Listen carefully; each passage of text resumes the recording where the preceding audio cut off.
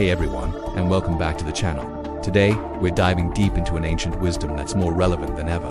We're talking about a moment that changed history, a conversation that guides millions, the profound dialogue between Arjuna and Krishna from the Bhagavad Gita. This isn't just a story.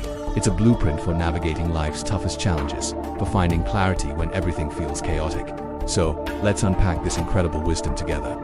Imagine a battlefield, two massive armies ready to clash. Amidst this epic scene, we find Arjuna, one of the greatest warriors of all time, completely overwhelmed. He looks across at his opponents, his own family, his beloved teachers, revered elders. His heart breaks. His famous bow, the Gandiva, slips from his trembling hands, and his eyes well up with tears.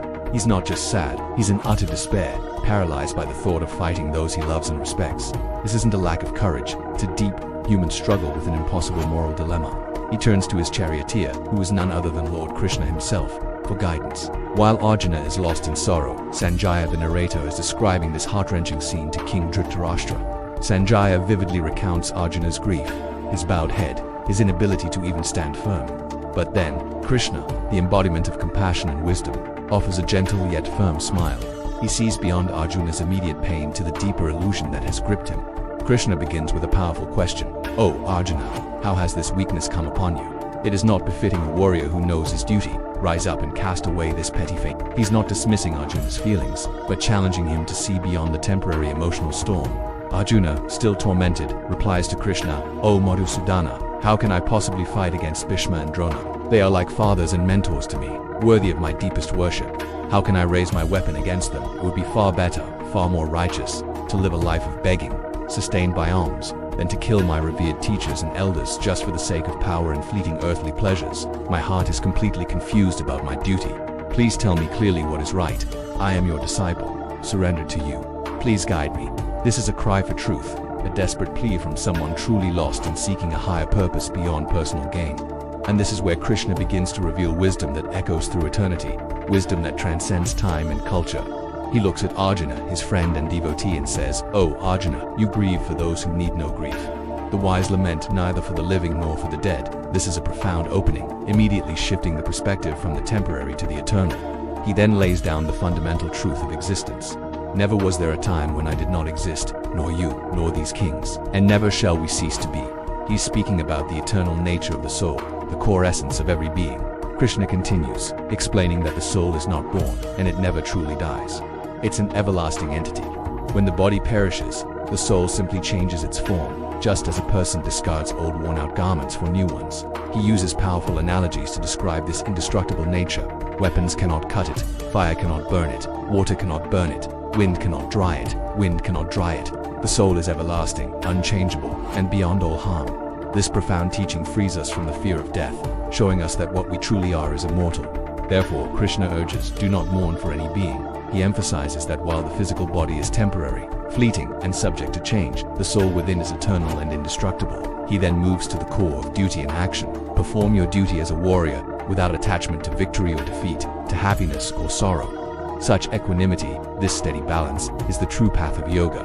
This isn't about ignoring emotions, but rising above their fleeting nature, acting from a place of clarity and purpose.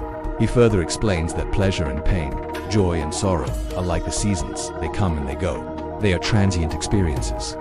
Endure them, O Arjuna, he advises. The person who remains steady and unperturbed in all conditions, who faces life's ups and downs with an even mind, becomes truly fit for liberation, for ultimate freedom. This teaches us resilience and inner strength, reminding us that our true nature isn't defined by external circumstances. Krishna then reveals the profound wisdom of action, or karma yoga. He explains, your right is to perform your duty, but never to claim or be attached to the fruits of your actions. This is a game changer. It means we should dedicate ourselves fully to our responsibilities, to doing what is right, but without being solely driven by the outcome or getting bogged down by expectations. Act without attachment, he says, and you shall attain peace. This detachment from results is not indifference but a higher form of engagement. He clarifies that those who constantly seek and cling to the results of their actions are bound by karma, trapped in a cycle of reactions. But those who offer all their actions, their efforts, to the Supreme, remain free, unburdened by the consequences. This teaches us to align our actions with a higher purpose, to act with a spirit of service rather than personal gain. A person of steady mind, Krishna continues, neither rejoices excessively in success nor completely despairs in failure. Such an individual maintains a balanced perspective, understanding that both are temporary. Krishna describes this ideal state further. One who has conquered desire, fear, and anger rests in divine peace. These are the internal obstacles that truly disturb our tranquility. When a person gives up all selfish desires, all motivations rooted in personal gain, and acts only for the soul's satisfaction, for the greater good, he finds the state of perfection, of ultimate fulfillment. This isn't about giving up everything, but giving up selfish attachment to outcomes. Arjuna, now deeply engaged, asks another crucial question. O Krishna, how does such a man of steady wisdom speak?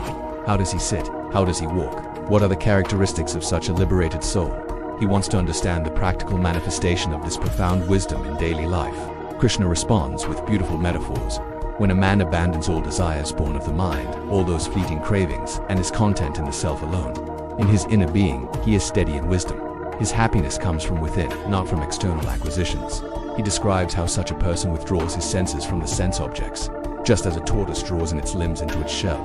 This isn't about escaping the world, but about controlling our reactions to it, not letting external stimuli dictate our inner peace.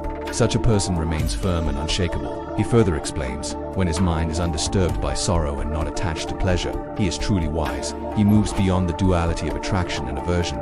Krishna warns against the common pitfall. Attachment to sense pleasures brings desire. Desire leads to anger when frustrated. Anger leads to delusion, clouding judgment, and delusion ultimately destroys wisdom. This chain reaction is what often derails us. But one who controls the mind and senses, who masters this inner landscape, lives with peace, like a vast ocean undisturbed by the rivers that flow into it. Imagine an ocean receiving countless rivers, yet its vastness remains serene and unmoving. This is the state of a wise person whose inner calm is not disturbed by the constant influx of worldly experiences. Such a person attains eternal bliss.